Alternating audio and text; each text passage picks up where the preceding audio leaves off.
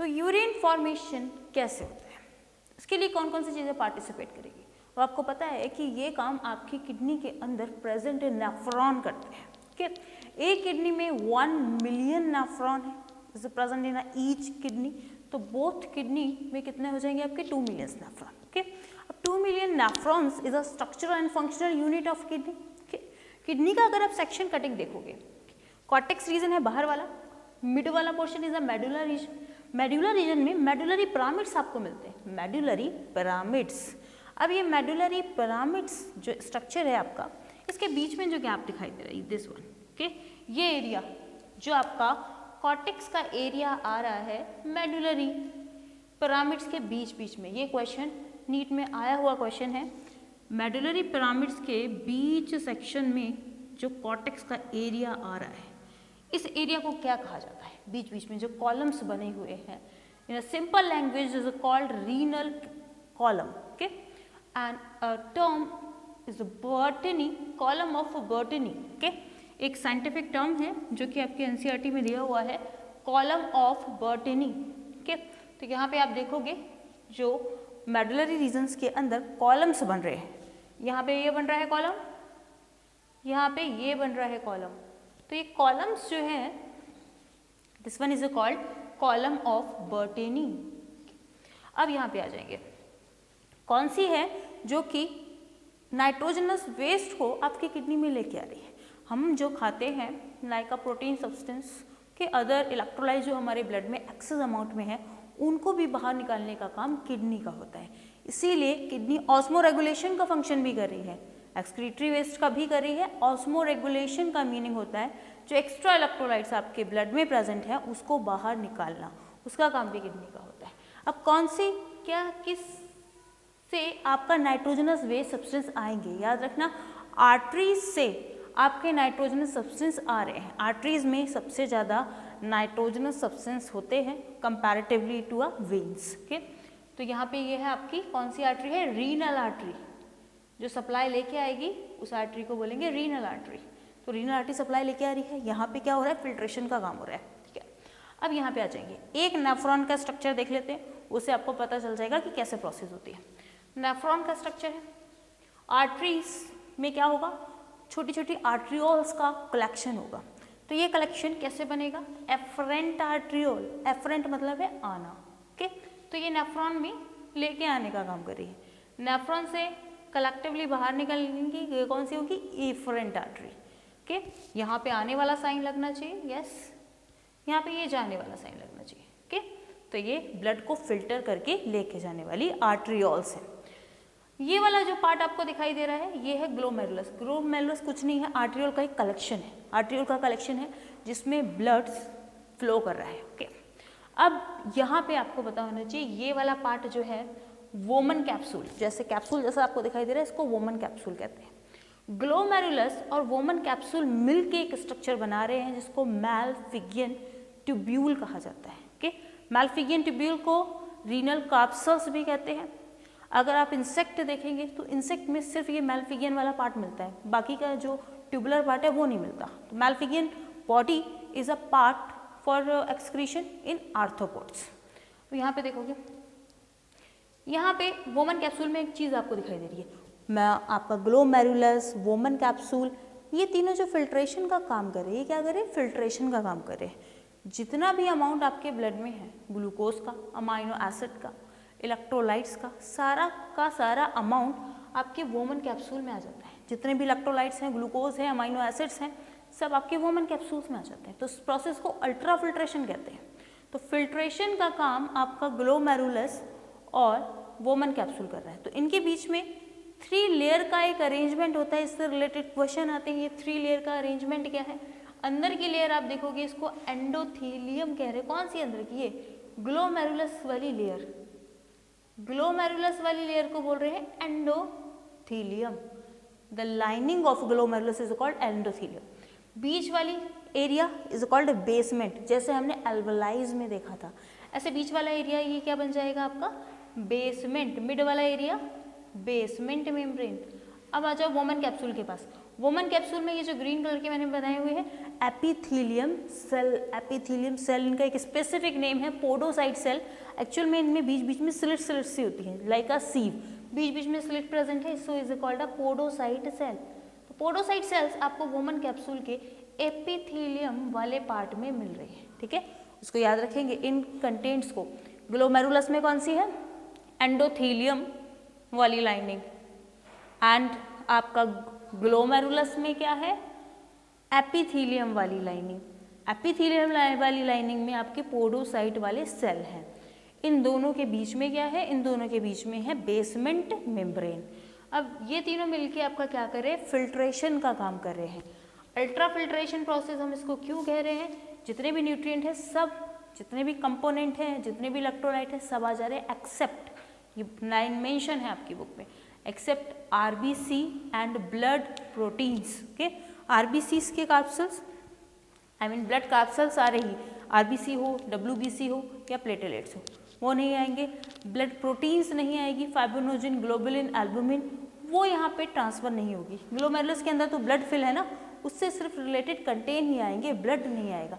अगर कोई मेजर कोई या डिजीज़ की कंडीशन है तब यूरिन में ब्लड का कंटेंट्स आने लगते हैं, ब्लड के सेल्स आने लगते हैं। नॉर्मल पर्सन में ऐसा नहीं होगा, ठीक है।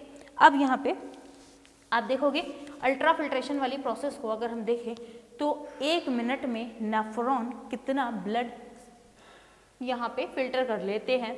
तो अगर आप पर मिनट दोनों किडनी का निकालते हो तो ये निकल कर आता है approximate value 1000 to 1.200, I mean 1.2000, यानी 1 से अगर ml में लेते हो आप तो 1100 ml से 1200 ml तक के 1100 to 1200 ml का ब्लड जो है वो फिल्टर हो पाता है दोनों किडनी से मिला के। ओके, यानी कि टोटल हमारे ब्लड का ये 1/5 पार्ट 1 मिनट में फिल्टर कर लेता है। हमारे ब्लड का 1/5 पार्ट 1 मिनट में फिल्टर कर पाता है, ये लाइन मेंशन है, ठीक है। तो ये आपको पता होनी चाहिए, इससे रिलेटेड क्वेश्चन आ सकते हैं। इसके बाद अब एक होता है ग्लोमेरुलस फिल्ट्रेशन रेट क्या है, ओके, कितना ब्लड फ्लो कर रहा है, कितना ब्लड फिल्टर कर रहा है, ओके, ये तो निकल कर आ गया डेटा ये, लेकिन कितना अमाउंट वाटर और कॉन्स्टिट्यूएंट्स का वुमन कैप्सूल में आया है, ओके, इसको कहते हैं glomerulus filtration rate. Glomerulus filtration rate पर मिनट किडनी से कितना अमाउंट फिल्टर हो रहा है, उस अमाउंट को ग्लोमेरुलस फिल्ट्रेशन रेट कहते हैं। अब ये ग्लोमेरुलस फिल्ट्रेशन रेट कितना होता है, 125 ml पर मिनट दोनों किडनी से मिला के।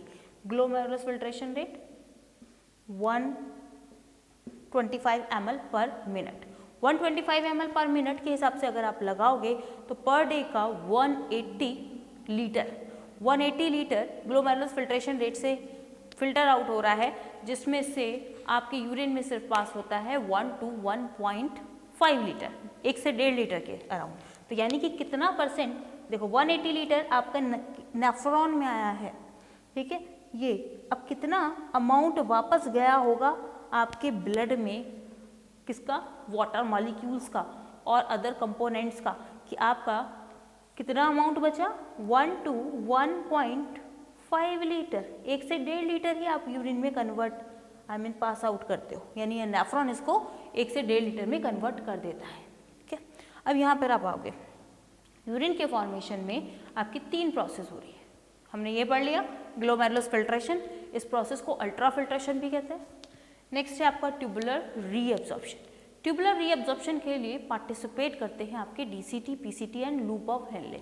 डीसीटी, पीसीटी कहाँ पर है situated, this one is a part of a PCT, proximal convoluted tubules. Proximal convoluted tubules higher reabsorption के फिनोमेना करता है, ये 70 से 80% रीएब्जॉर्प्शन कर लेता है। What is the meaning of reabsorption, जो नेफ्रॉन से आपके ब्लड में वापस जा रहा है, ओके, नेफ्रॉन से जो वापस ब्लड में जाएगा उसको रीएब्जॉर्प्शन बोलेंगे। रीअब्जॉर्ब्ड हुए कंपोनेंट के नाम क्या क्या होंगे, बाइकार्बोनेट चले जाते हैं, आपका वाटर के मॉलिक्यूल चले जाते हैं, सोडियम क्लोराइड चला जाता है, ठीक है, ये आपके यहाँ पर आगे थे बाय द ब्लड। अब ये अमाउंट वेस्ट तो नहीं करने ना हमें यूरिन में बाहर निकाल के, हमें वापस ब्लड में छोड़ देने। ग्लूकोज का अमाउंट, ग्लूकोज का 100% रीअब्जॉर्प्शन हो जाता है। ये क्वेश्चन नीट में आया हुआ है। कौन सा कंपोनेंट है जिसका 100% रीअब्जॉर्प्शन होता है? ग्लूकोज का। ठीक है, ग्लूकोज का 100% रीअब्जॉर्प्शन होगा यहाँ पे। ठीक, अमाइनो एसिड चले जाएंगे एंड वाटर मॉलिक्यूल्स तो जाने ही जाने, ग्लूकोज के साथ वाटर मॉलिक्यूल्स जाएंगे। ठीक है, 80% काम कर दिया पीसीटी में, बाकी बचा हुआ काम लूप ऑफ हेनले और डीसीटी एंड कलेक्टिंग डक्ट करेंगे। ठीक है, अब कुछ एरो हमें दिखाई दे रहे हैं जो ब्लड से नेफ्रॉन में आ रहे हैं। जो ब्लड से नेफ्रॉन में आ रहे हैं, इस प्रोसेस को ट्यूबुलर सीक्रेशन बोलोगे। जो ब्लड से नेफ्रॉन में आ रहा है उसको ट्यूबुलर सीक्रेशन। ये proximal convoluted tubules.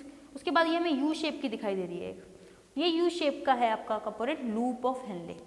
This one is a part of descending loop of Henle, this one is a part of ascending loop of Henle. Descending loop of Henle is permeable to water, okay, and impermeable to electrolytes, and ascending loop of Henle is permeable to electrolytes and impermeable to water। ठीक है, तो हमें बस ये याद रखना है कि descending loop of Henle is permeable to water and ascending loop of Henle is permeable to salts और electrolytes।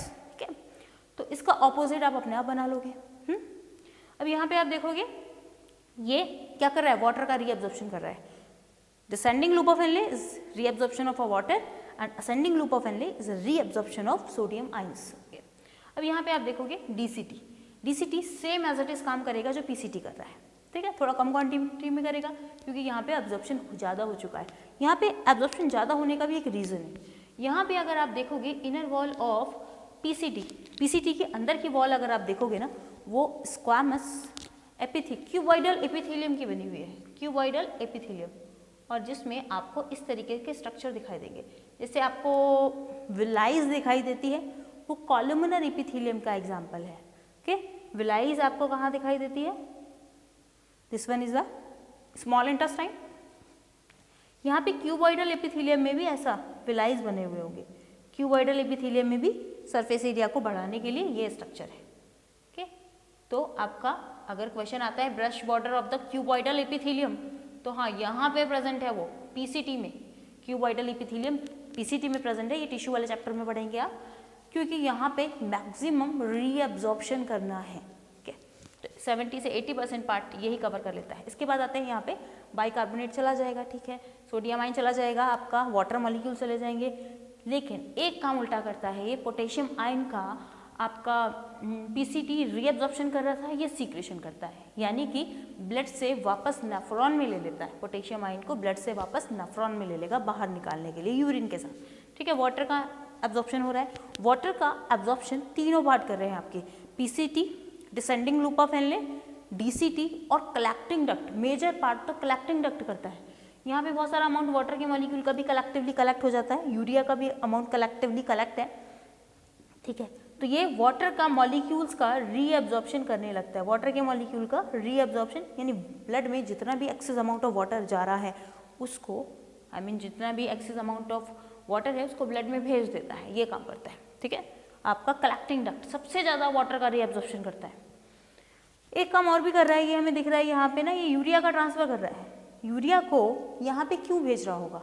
यूरिया को असेंडिंग लूप ऑफ हेनले में क्यों भेज रहा होगा? इसको आप पढ़ेंगे काउंटर करंट में। काउंटर करंट एक मैकेनिज्म है जिसमें इस प्रोसेस को चलने के लिए ऑस्मोलैरिटी मेंटेन करनी होती है। ऑस्मोलैरिटी को रेगुलेट करने के लिए collecting duct ascending loop of Henle में यूरिया को सेंड करता है। ओके, यूरिया का रीअब्जॉर्प्शन करवाता है, सीक्रेशन करता है, ऐसे कहोगे, यूरिया का सीक्रेशन करता है। कलेक्टिंग डक्ट से urea ascending loop of Henle में जा सकती है ना, क्योंकि ascending loop of Henle is permeable to electrolytes. Okay, तो ये यूरिया यहाँ पे भेजने का इसका पर्पस है टू मेंटेन द ऑस्मोलैरिटी, जिससे ये आपकी रीअब्जॉर्प्शन वाली फिनोमिना एंड सीक्रेशन वाली फिनोमिना प्रॉपरली हो पाए। यूरिन को अगर आप देखोगे तो उसमें आपको क्या क्या मिलता है? क्रेटिनिन मिलता है, हिप्यूरिक एसिड मिलता है एंड यूरिक एसिड, अमोनिया के कंटेंट, यूरिया के कंटेंट। मैं बता चुकी हूँ आपको, हमारी बॉडी में बनता अमोनिया है, लेकिन ammonia is 1000 time more toxic than urea, and ये अमोनिया यूरिया में कन्वर्ट हो जाता है आपके लिवर में।